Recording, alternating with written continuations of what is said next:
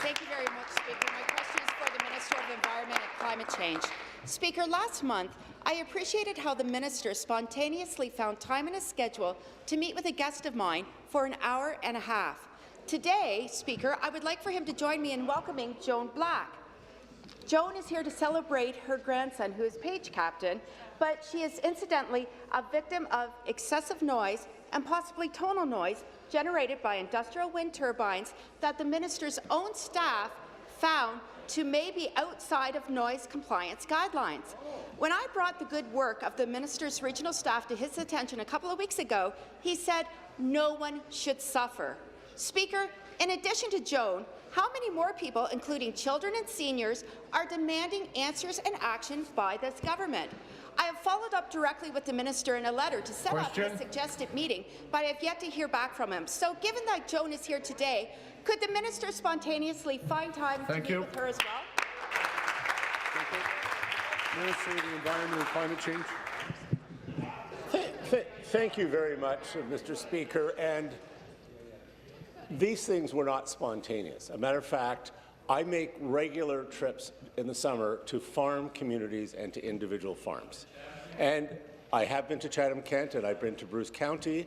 I've been throughout Eastern Ontario. I probably visited over 40 farms to look at issues that they are concerned about, from pesticides to greenhouses to turbines. And I spent almost half a day with Mrs. Black's son talking about a number of issues. That wasn't spontaneous.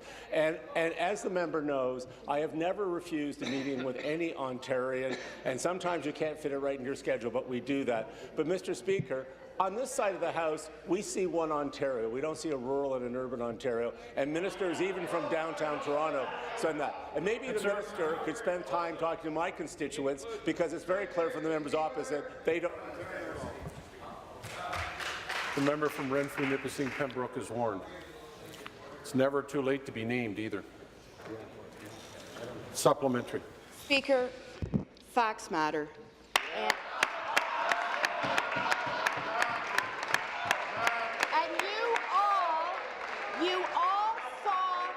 you all saw the reaction of Joan Black with the response that we just heard. Shameful. I ask again, Speaker, will the minister take time today to meet with Joan Black from Ashfield, near Goderich?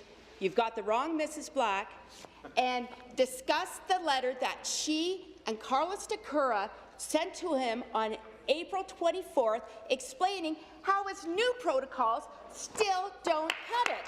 They're not addressing wind speeds, they're not addressing ambient noise, they're not even looking at the total noise inside the House. There's so much to talk about. Will the minister meet with Joan to do today and do the honourable thing? Be seated, please.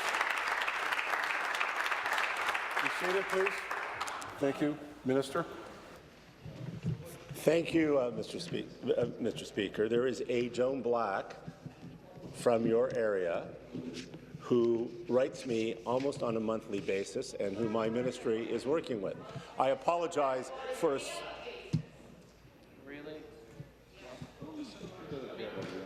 This helps us understand why they are very good at getting elected as opposition, Mr. Speaker, and not government.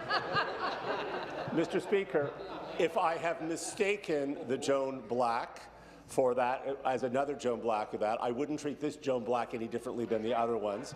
I take these very seriously, Mr. Speaker. We take all of these issues seriously, Mr. Speaker, and we care about all Ontarians. And if there is an issue that I have not addressed properly, I apologize. I will get on top of it. But whether you're an Indigenous person in Sarnia struggling with benzene and air quality, or Grassy Narrows fighting your